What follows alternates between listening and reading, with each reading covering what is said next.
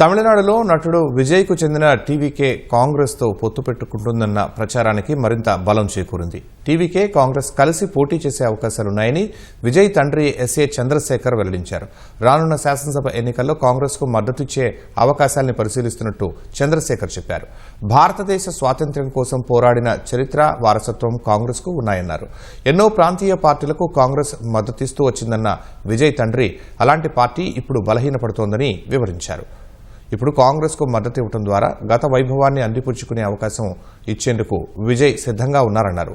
ఈ అవకాశాన్ని ఉపయోగించుకోవడం కాంగ్రెస్ పైనే ఉందని వ్యాఖ్యానించారు. అయితే విజయ్ ఒంటరిగా పోటీ చేయాలని అభిమానులు, ప్రజలు కోరుకుంటున్నారని తెలిపారు.